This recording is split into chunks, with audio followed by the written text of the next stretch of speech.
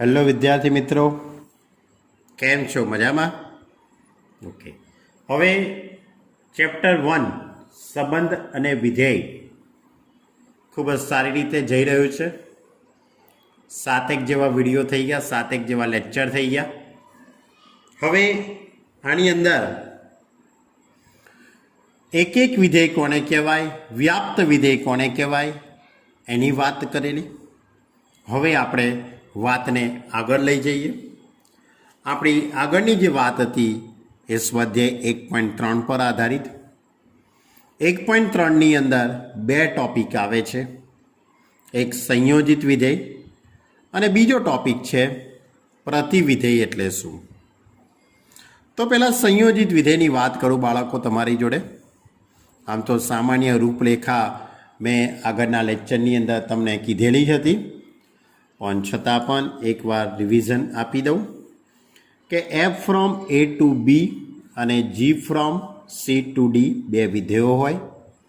આ 2 વિધેયોનું સંયોજન કરવાનું છે કે એફ એ ટુ બી અને જી એ સીથી ડી પરનું વિધેય છે.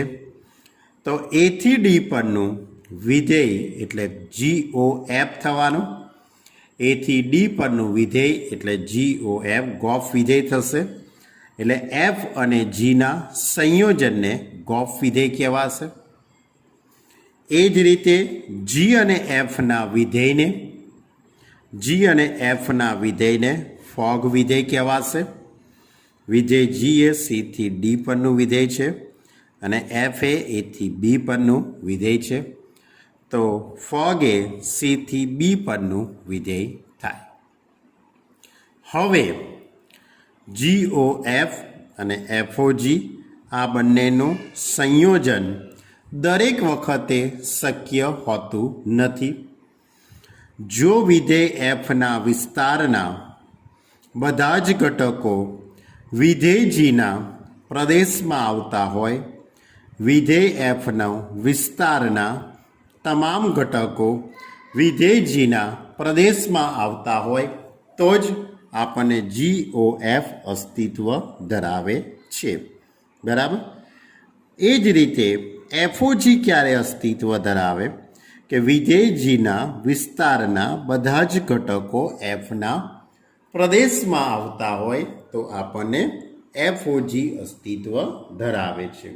ઓકે, ટૂંકમાં કહેવાનો અર્થ એમ છે કે આ સાઈડનું જે વિધેય છે તેનો વિસ્તાર અને આનો પ્રદેશ, એટલે આ બાજુના વિધેયના વિસ્તારના બધા જ ઘટકો જીના પ્રદેશમાં આવવા જોઈએ. એટલે કે RG સબસેટ DF આ શરતનું પાલન થાય તો FOG મળે અને RF સબસેટ DG થાય તો GOF અસ્તિત્વ ધરાવે. આટલી વાત આપણે આગળના લેક્ચરની અંદર કરેલી હતી. હવે સ્વાધ્યાયના દાખલા લેતા પહેલાં તમને 1-2 દાખલાની વાત કરું. 1-2 એવા ઉદાહરણ લઉં છું કે જ્યાં FOG અને GOF અસ્તિત્વ ધરાવે જ છે. કેમ? કારણ કે હું જે ઉદાહરણ લઈ રહ્યો છું તે આરથી આર પરના દાખલા લઈ રહ્યો છું. એટલે કે એનો પ્રદેશ અને સપ્રદેશ બંને આર જ હશે એવા પ્રકારના હું દાખલાની વાત કરી રહ્યો છું. તો ધારો કે આ રીતનું એક એક્ઝામ્પલ છે. આ મારા પોકેટમાંથી બનાવેલો એક્ઝામ્પલ છે, દાખલો છે. તમારે સામાન્ય રૂપરેખા આપવાના હેતુસર એફ ફ્રોમ આર થી R fx is equal to 2x plus 1 અને જી ફ્રોમ આર થી R gx is equal to x plus 2. આ વિધેય એફ અને જી હોય તો FOG, GOF, FOF તથા GOG શોધો.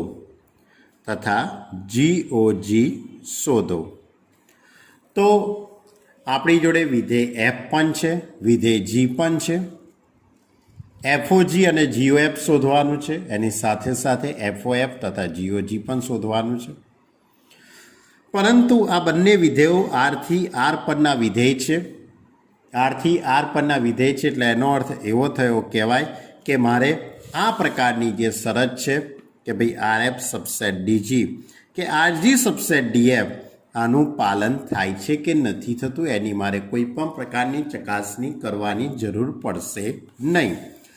આ બંને વિધેયો આરથી આર પરના વિધેય હોવાથી એફઓજી અને જીઓએફ અસ્તિત્વ ધરાવે છે. હવે એફઓજી એ ક્યાંથી ક્યાં પણનું વિધેય? તો બધા આરથી આર જ છે એટલે એ પણ જોવાની જરૂર નથી. તો એફઓજી એ પણ આરથી આર પણનું વિધેય થાય. આરથી આર પણનું વિધેય થાય. હવે એફઓજી એક્સ, હવે એનું પ્રતિબિંબ એટલે કે એફઓજી એક્સ શોધી કાઢીશું. ઓ એટલે સંયોજન, ઓ એટલે સંયોજન એટલે આ સંયોજનને હું દૂર કરી કાઢું તો એફ જી એક્સ લખી શકાશે આ રીતે. હવે સૌથી પહેલાં અંદરનું વિધેય જીએક્સ છે તો હું જીએક્સની જગ્યાએ એક્સ પ્લસ 2 મૂકી દઉં. જીએક્સની જગ્યાએ એક્સ પ્લસ 2 મૂકી દઉં અને આ એક્સ પ્લસ 2ને હવે ક્યાં મૂકી દેવાનું? આ એક્સ પ્લસ 2ને વિધેય એફમાં એક્સની જગ્યાએ, ધ્યાન રાખજો બરાબર, બહાર કયું વિધેય છે? એફ છે. બહાર કયું વિધેય છે? એફ છે. તમારે એફ ઓફ એક્સ પ્લસ 2 શોધવાનું છે એટલે વિધેય એફમાં એક્સની જગ્યાએ એક્સ પ્લસ 2 મૂકવાના છે. તો એફ એક્સ કેટલા છે? 2x plus 1. આમાં એક્સની જગ્યાએ આ જે કૌંસમાં છે તે મૂકી દેવાનું. તો એફની સાપેક્ષે એક્સ પ્લસ 2નું પ્રતિબિંબ થયું કહેવાય. જેમ કે મારે એફ ઓફ 9 શોધવું હોય, ધારો કે તમારે એફ ઓફ 9 શોધવું હોય તો તમે શું કરો? એક્સની જગ્યાએ 9 મૂકો કે ના મૂકો? તો એ જ રીતે તમારે એક્સની જગ્યાએ અહીંયા એક્સ પ્લસ 2 મૂકવાના છે. તો આ રીતે થશે 2 ઇન્ટુ એક્સ પ્લસ 2 પ્લસ 1. હવે અહીંયાથી 2નો અંદર ગુણાકાર કરી દઉં તો 2x પ્લસ 4 પ્લસ 1 એટલે is equal to 2x plus 5. Clear? તો આ મેં એફઓજી શોધ્યું એમ કહેવાશે. હવે આપણે જીઓ એફ શોધીએ. હવે શું શોધી કાઢીએ આપણે? જીઓ એફ. તો જીઓ એફ ફ્રોમ એ ક્યાંથી ક્યાંનું વિધેય? આરથી આર પરનું વિધેય થાય. ક્યાંથી ક્યાંનું? આરથી આર પરનું વિધેય થશે. હવે Jio F x, Jio F x તો અહીંયા સંયોજન છૂટું પાડીએ તો જી એફ એક્સ લખી શકાશે આ રીતે. હવે F x is equal two આ એફ એક્સની જગ્યાએ 2x plus 1, F x is equal to 2x plus 1. હવે આ 2x પ્લસ 1ને હવે તમારે આ 2x પ્લસ 1ને વિધેય જીમાં એક્સની જગ્યાએ મૂકી દેવાના. તો વિધેય જી કયું છે તમારી જોડે? X plus 2. એક્સ પ્લસ 2 એટલે 2x પ્લસ 1 પ્લસ 2 તો is equal to 2x plus 3. આ કોની કિંમત શોધી કાઢી? Jio F x. ક્લિયર? હવે એફઓ એફ શોધવાનું છે. હવે એફઓ એફ તો આ રીતે એફઓ એફ એક્સ અને એ પહેલાં એફઓ એફ, એફનું એફ જોડેનું જ સંયોજન આરથી આર પરનું વિધેય થાય. હવે FO F x is equal two FO F x is equal to f F x. તો અંદરના જે એફ એક્સ છે એની જગ્યાએ અંદરના એફ એક્સ છે એ 2x પ્લસ 1 અંદરના એફ એટલે 2x પ્લસ 1. હવે આ 2x પ્લસ 1ને વિધેય એફમાં એક્સની જગ્યાએ એટલે 2 ઇન્ટુમાં 2x પ્લસ 1 પ્લસ 1 એટલે કે આનો અંદર ગુણાકાર કરું 2 દુ 4 પ્લસ 2 પ્લસ 1 તો is equal two 4x plus 3. Clear? આ આપણે એફઓએફની કિંમત શોધી કાઢી. હવે આપણે જી શોધી કાઢીએ. ચલો હવે વિધેય જીનું જી જોડે સંયોજન કરીએ. આપણી જોડે જી વિધેય આ રીતે છે. જી ફ્રોમ આર થી આર, જી ફ્રોમ આર થી R, gx is equal to x plus 2. હવે વિધેય જીનું જી જોડે જ સંયોજન એટલે GOG. તો GOG ફ્રોમ આર થી આર પરનું વિધેય થાય, આર થી આર પરનું વિધેય થાય. હવે GOG x, તો GOG x તો સંયોજન છૂટું પાડીએ તો GX લખી શકાશે. હવે અંદરના GX બરાબર x પ્લસ 2. હવે આ જે x પ્લસ 2 છે એને વિધેય જીમાં એક્સની જગ્યાએ મૂકી દઉં તો x પ્લસ 2ને એક્સની જગ્યાએ મૂકી દઈએ તો x પ્લસ 2 પ્લસ 2 તો is equal to x plus 4. Clear? તો આ GOG શોધી કાઢ્યું. તો આ રીતે આપણે FOG, GOF, FOF, GOG જે આપેલું હોય તે આપણે શોધી શકીએ છીએ. પરંતુ આ જે કંઈ દાખલા મેં લીધેલા એમાં વિધેય આરથી આર ઉપરનું જ હતું એટલે આપણે ત્યાં કોઈ પણ પ્રકારની ચકાસણી કરી નહોતી. ક્લિયર? હવે આપણે સ્વાધ્યાય 1.3 તરફ પ્રયાણ કરીએ. સ્વાધ્યાય 1.3ની વચ્ચે જ્યારે પ્રતિવિધેયનો ટોપિક આવશે ત્યારે આપણે પ્રતિવિધેય વિશે વાત કરીશું. અત્યારે હાલ આપણે સ્વાધ્યાય 1.3 જો ક્વેશ્ચન નંબર 1 આ રીતે છે. રકમના શબ્દો આ રીતે છે. ધારો કે f from 1 3 4 to 1 to 5 એટલે આ પ્રદેશ અને આ સહપ્રદેશ અને g from 1 to 5 to 1 3 A f is equal to 1 2 3 5 4 1 અને g is equal to 1 3 2 3 અને 5 1 દ્વારા વ્યાખ્યાયિત વિધેયો હોય તો ગોફ શોધો. તો પહેલાં હું વિધેય એફની વાત કરું. f from 1 3 4 to 1 2 5.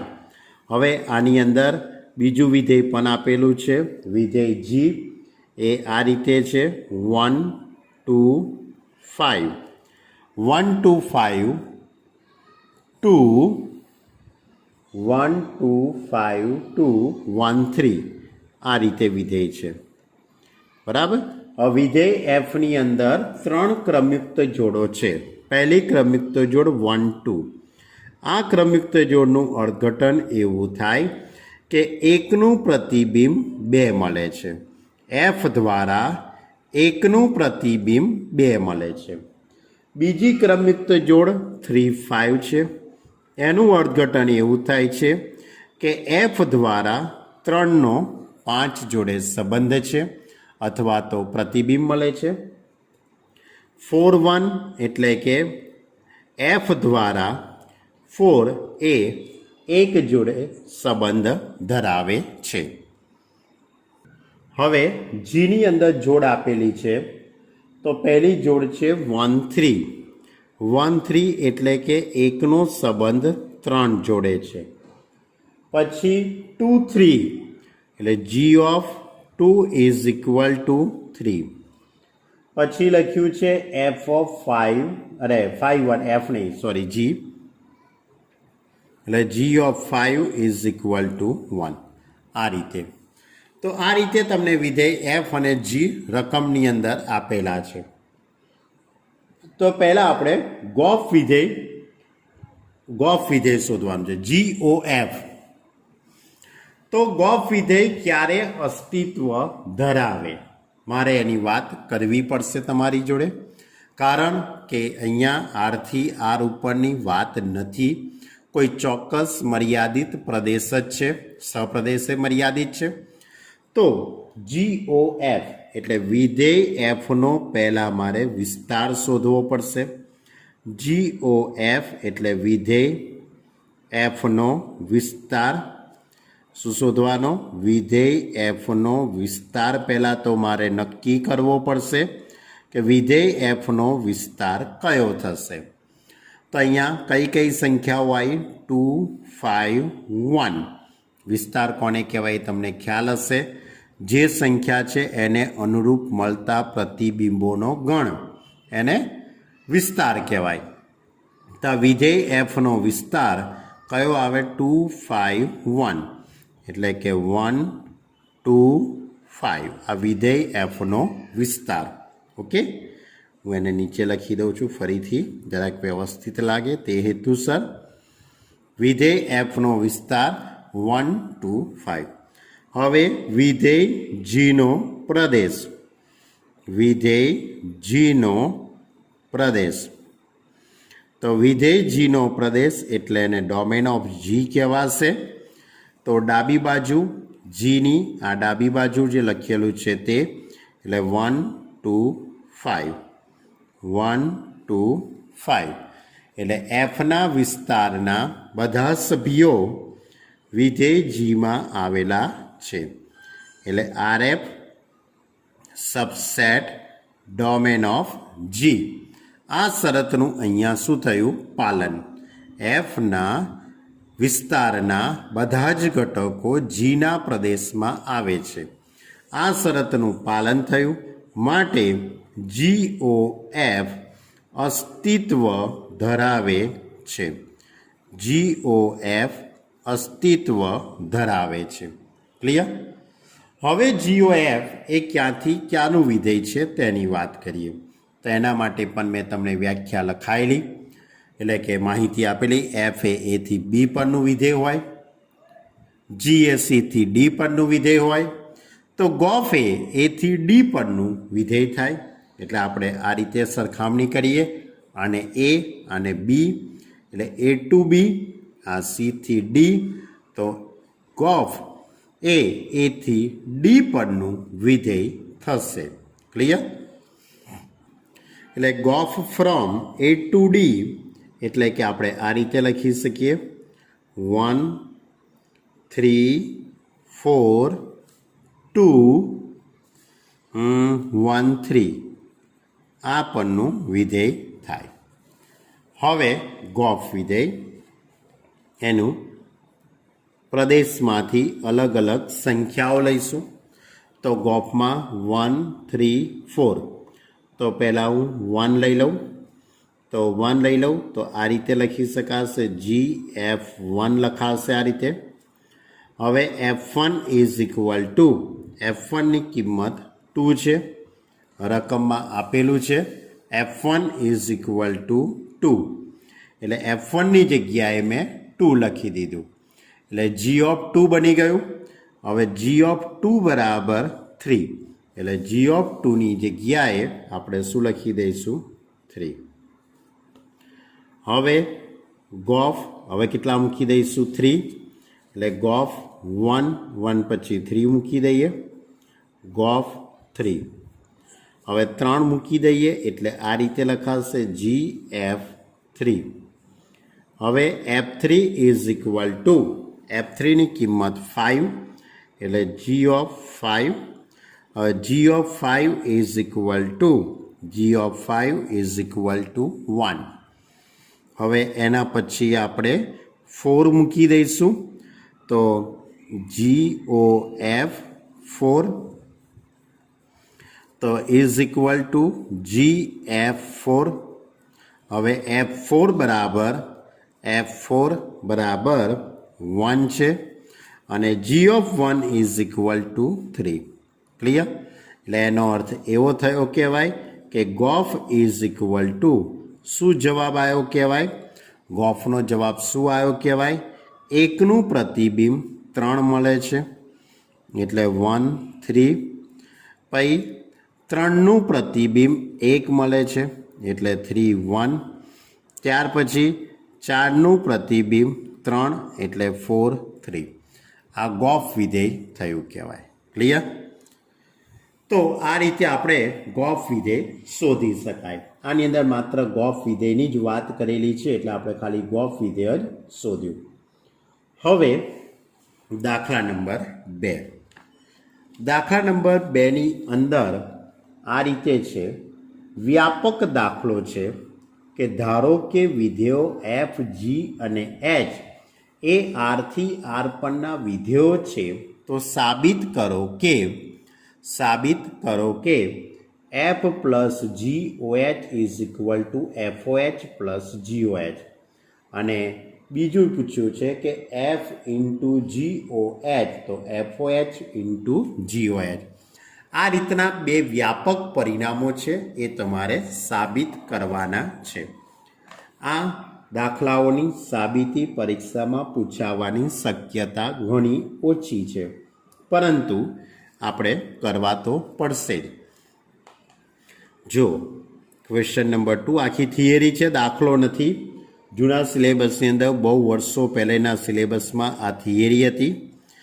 f from rથી r પરનું વિધેય છે, g ફ્રોમ rથી r પરનું વિધેય છે, h ફ્રોમ એ પણ rથી r પરનું વિધેય છે. બરાબર? હવે તમારે f પ્લસ g અને f ઇન્ટુ g પહેલાં તો એની વાત કરવાની છે. તો કંઈક આ રીતે થઈ શકે. f પ્લસ g એ પણ rથી r પરનું વિધેય થાય, f ઇન્ટુ g એ પણ rથી r પરનું વિધેય થાય.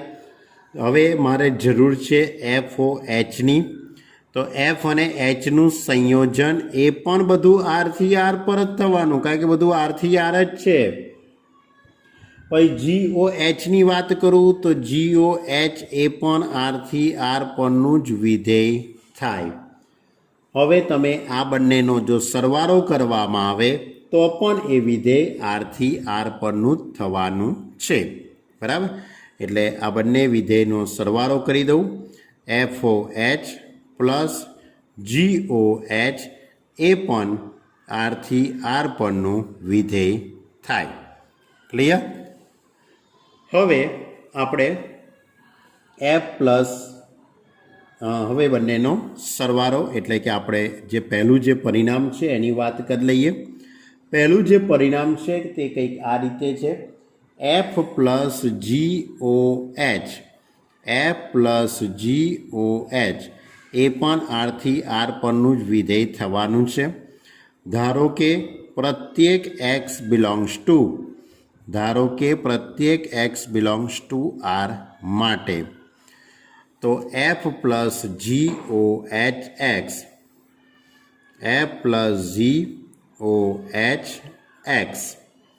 બરાબર? આ રીતે આપણે x લગાડી દઈએ તો નિયમ પ્રમાણે f પ્લસ g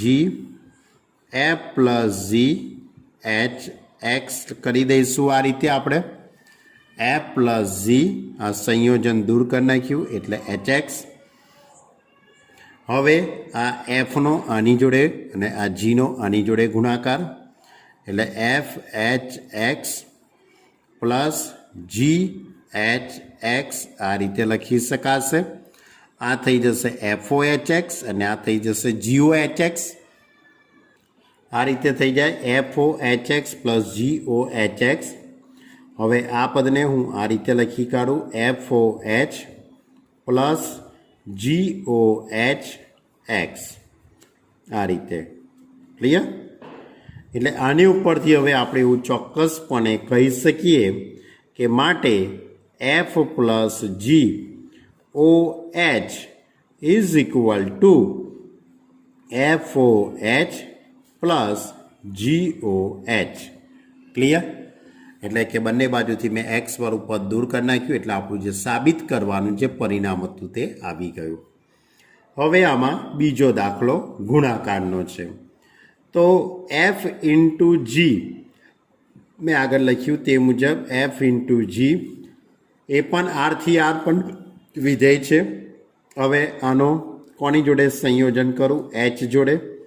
તો એ આરથી આર પરનું વિધેય થાય. એ આરથી આર પરનું વિધેય થાય. હવે ધારો કે પ્રત્યેક એક્સ બિલોંગ્સ ટુ આર કૌંસમાં પ્રદેશ માટે આ રીતે લખી શકાશે FGOH એક્સ. તો હવે અહીંયાથી સંયોજન હું છૂટું પાડું F into GH x. Clear? હવે આ HX ને અંદર ગુણાકારમાં લઈ લઈએ તો FHX ઇન્ટુ GHX આ રીતે લખી શકાશે. HX ને મેં F જોડે ગુણાકાર કર્યો અને એનો G જોડે. હવે F અને Hનું સંયોજન એટલે FOHX આ રીતે લખી કાઢું ઇન્ટુ GOHX. હવે આખું જે પદ છે તે ગુણાકારમાં એટલે FOH ઇન્ટુ GOH અને એનું આખું પ્રતિબિંબ એક્સની સાપેક્ષે. તો હવે બંને બાજુથી અહીંયાથી એક્સ ને દૂર કરી દઉં માટે F into GOH is equal two FOH into GOH લખી શકાય. ક્લિયર? તો આ રીતે આ તો આપણો દાખલા નંબર 2. વ્યાપક દાખલો તો પરીક્ષામાં પૂછાવાની શક્યતા ઘણી ઓછી છે, પણ એકવાર એની સાબિતી આપણે તૈયાર કરેલી હોય અને કદાચ કોઈ કારણસર બોર્ડવાળા પૂછી લે તો આપણને નવું લાગે નહીં, કે આપણા મનમાં એવું ના થાય કે આરી મેં તૈયારી ના કરી. બરાબર? ઓકે વિદ્યાર્થી મિત્રો, ચલો હવે હું દાખલા નંબર 3 તરફ પ્રયાણ કરું. Question number 3. ક્વેશ્ચન નંબર 3 આ રીતે છે કે FOG અને GOF શોધો. બે વસ્તુ શોધવાની છે પણ એમાં પાછા બે દાખલા આપ્યા છે. કશો વાંધો નહીં. FX ઇઝ ઇક્વલ ટુ માનાંકમાં એક્સ અને બીજું વિધેય છે GX ઇઝ ઇક્વલ ટુ માનાંકમાં 5x - 2. હવે આ રીતે પહેલું વિધેય FX ઇઝ ઇક્વલ ટુ માનાંકમાં એક્સ અને બીજું વિધેય છે GX ઇઝ ઇક્વલ ટુ માનાંકમાં 5x - 2. આ રીતની રકમ છે. હવે રકમની અંદર એમને કંઈ પ્રદેશ સપ્રદેશ કશા વિશે ઉલ્લેખ કર્યો નથી. તો આપણે શું કરવું? તો આપણે આખું વિધેય એ આરથી આર ઉપરનું જ વિચારી લેવાનું. F ફ્રોમ આરથી આર અને G ફ્રોમ આરથી આર જ છે એવું આપણે વિચારી લેવાનું. હવે સૌથી પહેલાં હું વિધેય Fનો વિસ્તાર વિચારી લઉં. હું તમને એમ જ કહી રહ્યો છું F ફ્રોમ આરથી આર જ છે અને G ફ્રોમ આરથી આર જ છે. ઓકે, લખી કાઢો. ખોટું કન્ફ્યુઝન તમને થાય, ભૂલી જાઓ તો પાછા. F ફ્રોમ આરથી R FX is equal to mod of x અને G ફ્રોમ આરથી R GX is equal to માનાંકમાં 5x - 2. હવે મેં કીધું તે પ્રમાણે વિધેય Fનો વિસ્તાર વિચારું હું. તો વિધેય Fનો વિસ્તાર શોધવા માટે એક્સની જગ્યાએ અલગ અલગ કિંમતો મૂકવામાં આવે. જો હું એક્સની જગ્યાએ અલગ અલગ કિંમતો મૂકું તો જવાબ બધો પોઝિટિવ જ થઈ જવાનો. કેમ? કારણ કે માનાંક છે. શું આપેલું છે? માનાંક આપેલો છે. એટલે એક્સની જગ્યાએ તમે ગમે તે સંખ્યા મૂકશો તોય આ વિધેયનો વિસ્તાર પોઝિટિવ જ થઈ જશે, એટલે કે 0થી ઇન્ફિનિટિવ થઈ જવાનો. અને વિધેય જીનો પ્રદેશ, ડીજી એટલે વિધેય જીનો પ્રદેશ, એ કયો છે? આર છે. તો એનો અર્થ એમ થયો કે આરએફ સબસેટ ડીજી, વિધેય એફના વિસ્તારના બધા જ ઘટકો વિધેય જીના પ્રદેશમાં આવેલા છે, એટલે કે આરએફ સબસેટ ડીજી. માટે RF subset domain of G, આ શરતનું અહીંયા પાલન થાય છે. માટે GOF અસ્તિત્વ ધરાવે છે. GOF અસ્તિત્વ ધરાવે છે. હવે GOF એ ક્યાંથી ક્યાંનું વિધેય? તો આપણે કંઈ બતાવવાની જરૂર જ નથી, કારણ કે આરથી આર જ છે બધું, એટલે આરથી આર પરનું જ વિધેય થવાનું છે. હવે ધારો કે કોઈક એક્સ અથવા તો પ્રત્યેક એક્સ બિલોંગ્સ ટુ આર કૌંસમાં પ્રદેશ માટે એવું કહી શકાય કે G of x is equal to GFX. હવે fx is equal to mod of x, એટલે fxની જગ્યાએ હું માનાંકમાં x લખી દઉં. હવે આ માનાંકમાં xને આપણે ક્યાં મૂકી દઈશું? વિધેય જીમાં xની જગ્યાએ. તો વિધેય જી કયું છે? માનાંકમાં 5x - 2, માનાંકમાં 5x - 2, એટલે આ રીતે થઈ જશે 5 માનાંકમાં x - 2 એનો માનાંક. ક્લિયર? આ કયું વિધેય શોધ્યું આપણે? GOF. હવે FOG શોધી કાઢીએ. તો FOG એટલે વિધેય જીનો વિસ્તાર. તો આમાં પણ વિધેય જીનો વિસ્તાર ધન સંખ્યા જ આવવાની છે, કારણ કે માનાંક જ છે. કારણ કે તમે એક્સની જગ્યાએ અહીંયા કોઈ પણ સંખ્યા મૂકવામાં આવશે તો જવાબ પોઝિટિવ જ આવવાનો છે. એટલે કે વિધેય એફનો વિસ્તાર 0થી ઇન્ફિનિટિવ, અને વિધેય એફનો પ્રદેશ આપણે નક્કી કર્યો છે તે મુજબ આર છે. તો આરજી સબસેટ ડીએફ, બધી જ ધન વાસ્તવિક સંખ્યાઓ આરમાં આવે છે. એટલે કે માટે આરજી સબસેટ ડીએફ, માટે FOG અસ્તિત્વ ધરાવે છે.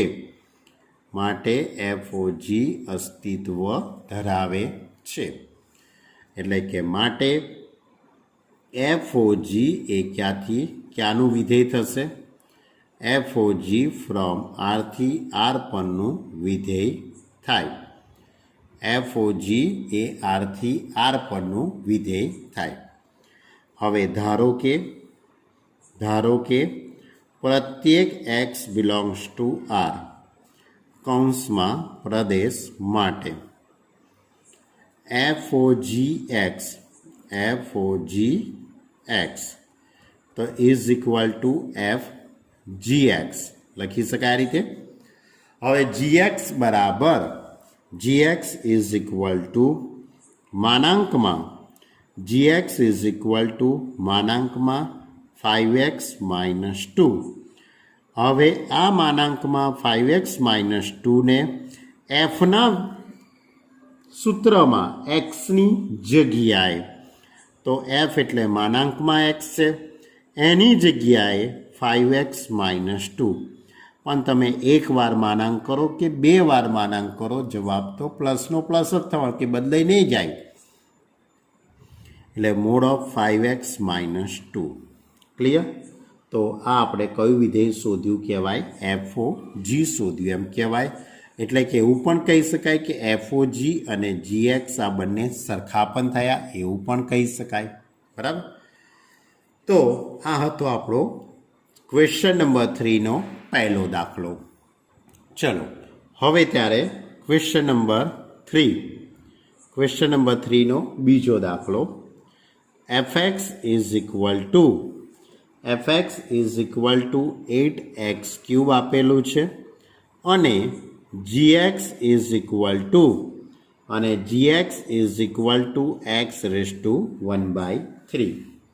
હવે અહીંયા બંને વિધેયો વાસ્તવિક વિધેયો છે, એટલે કે f ફ્રોમ r થી r જ છે એવું હું વિચારી લઉં છું.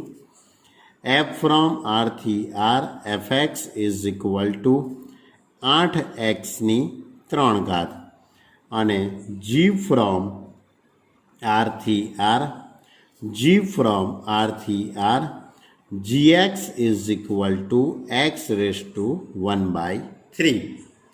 હવે તમારે FOG અને GOFની ગણતરી કરવાની છે. તો પહેલાં તમે એ વસ્તુ વિચારો કે વિધેય fનો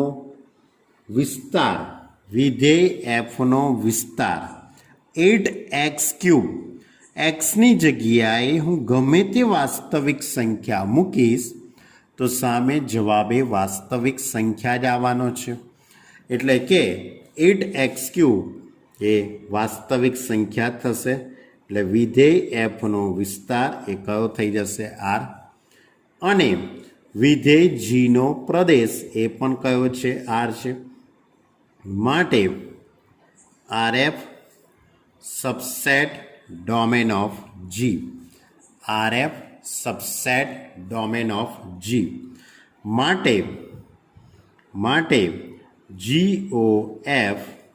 માટે GOF અસ્તિત્વ ધરાવે છે. એટલે કે GOF એ r થી r પરનું વિધેય થાય. ધારો કે પ્રત્યેક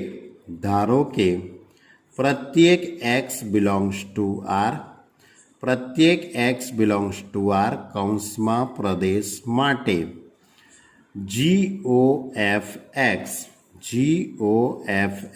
ઇઝ ઇક્વલ ટુ GFX લખી શકાય આ રીતે. હવે fxની જગ્યાએ 8x³ મૂકી દઈએ. આ 8x³ જીના જીમાં xની જગ્યાએ તો 8x³⁻⁴. તો આની અંદર સાદુરૂપ આપીએ. 8 એટલે 2⁵, x⁻⁵, એની ઉપર 1/3 છે એટલે is equal to 2x. Clear? આ ગોફ x શોધી કાઢ્યું. ક્લિયર? હવે FOG શોધી કાઢીએ. તો FOG શોધવા માટે વિધેય gનો વિસ્તાર. તો વિધેય gના વિસ્તારની અંદર x⁻⁴ માટે વિચાર કરું તો એ પણ r જ થવાનું છે, કારણ કે x⁻⁴ કોઈ પણ સંખ્યાનું આપણે ઘણમૂળ વિચારીએ તો એ વાસ્તવિક સંખ્યા મળવાની છે. અને વિધેય fનો પ્રદેશ એ પણ કયો આપેલો છે? r જ આપેલો છે. માટે એવું કહી શકાય rg સબસેટ df. માટે FOG અસ્તિત્વ ધરાવે છે. માટે FOG ફ્રોમ એ r થી r પરનું વિધેય થાય.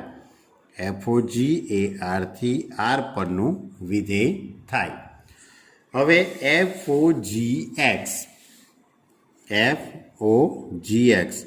એટલે ધારો કે પ્રત્યેક x⁻⁴ માટે પ્રત્યેક એક્સ બિલોંગ્સ ટુ આર માટે FOGX ઇઝ ઇક્વલ ટુ સંયોજન છૂટું પાડું એટલે FGX લખાશે.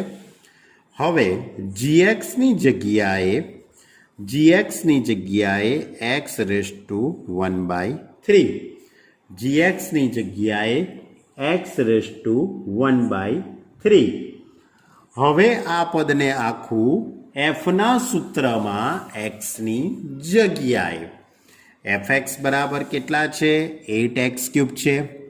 fx બરાબર 8x³ આમાં xની જગ્યાએ x રેઝ ટુ 1/3 મૂકી દઈએ તો શું લખાશે 8x રેઝ ટુ 1/3 એની ઉપર 3 ઘાત એટલે 3 3 ઉડી જશે એટલે 8x.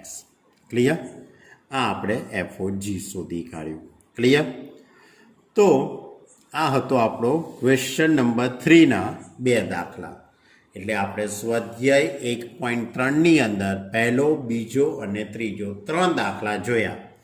હવે એની આગળ ચોથો દાખલો ગણવો છે, પરંતુ ચોથા દાખલાની અંદર પ્રતિવિધેયની વાત કરી છે એને.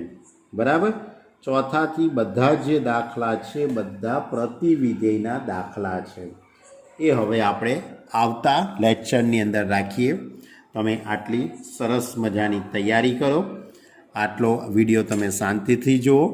એટલે આપણો જે આજનો ટોપિક હતો તે સંયોજિત વિધેય, 2 વિધેયોના સંયોજન વિશે આપણે અભ્યાસ કર્યો. હવે આવતા લેક્ચરની અંદર આપણે પ્રતિવિધેય વિશે વાત કરીશું. ઓકે વિદ્યાર્થી મિત્રો, ખૂબ જ શાંતિથી વિડીયો જોજો. ન સમજણ પડે તો તરત તમે મને ફોન કરીને પૂછી શકો છો કે સાહેબ આનું આમ કેમ થયું. આપણે તરત એનું સોલ્યુશન આપી દઈશું. Okay student, by.